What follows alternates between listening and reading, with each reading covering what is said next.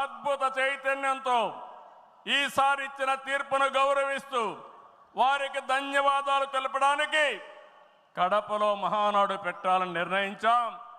ఈ మహానాడును మీరు చూస్తే బ్రహ్మాండంగా చేసిన నాయకులకు కార్యకర్తలకు మనస్ఫూర్తిగా అభినందనలు, కృతజ్ఞతలు. 2024 ఎన్నికల్లో పార్టీ సాధించిన విజయం అసామాన్యం. 93% స్ట్రైక్ రేట్, 57% పైన ఓటు షేర్తో కొత్త చరిత్రను సృష్టించాం. ఇది ముమ్మాటికి కారణం పసుపు సైనికులే, ఇక్కడుండే మీ నాయకత్వమే కారణమని మీ అందరికీ విజ్ఞప్తి చేస్తున్నాం. మీరు చేసిన పోరాటాలే నేటి అధికారం, మీ త్యాగాలే నేటి ఈ స్థానం.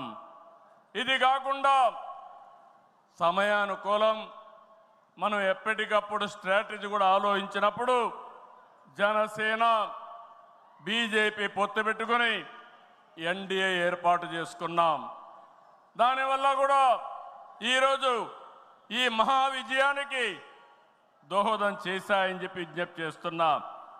ఏమీ ఆశించకుండా దశాబ్దాలుగా ప్రతి గ్రామంలో జెండా మోస్తున్న కార్యకర్తల వలనే మనం ఇక్కడున్నాం. నేనే కాదు, ప్రతి ఎమ్మెల్యే, ప్రతి ఎంపీ, ప్రతి మంత్రి గుర్తించుకోవాలి.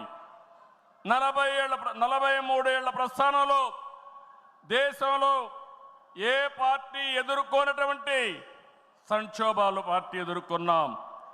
అయితే పార్టీ పని అయిపోయిందని మాట్లాడిన వాళ్ళు వాళ్ళ పని అయిపోయింది తప్ప పార్టీ మాత్రం ఎప్పుడు ఎక్కడ తిరిగి చూడలేదు. తెలుగుదేశం జెండా రెపరెపలాడుతూనే ఉంటుంది. నాటి ఎన్టీఆర్ చైతన్య రథం, నేను చేసిన వస్తున్న మీకోసం పాదయాత్ర, ఎన్నికల ముందు లోకేష్ చేసిన యువగళం వరకు కార్యకర్తల్లో అదే పోరాట స్ఫూర్తి. పాలనంటే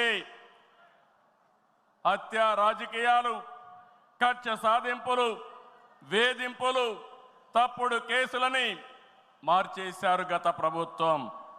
విధ్వంస పాలనతో రాష్ట్రాన్ని సర్వనాశనం చేశారు. దీన్ని ప్రశ్నించిన తెలుగుదేశం కార్యకర్తల్ని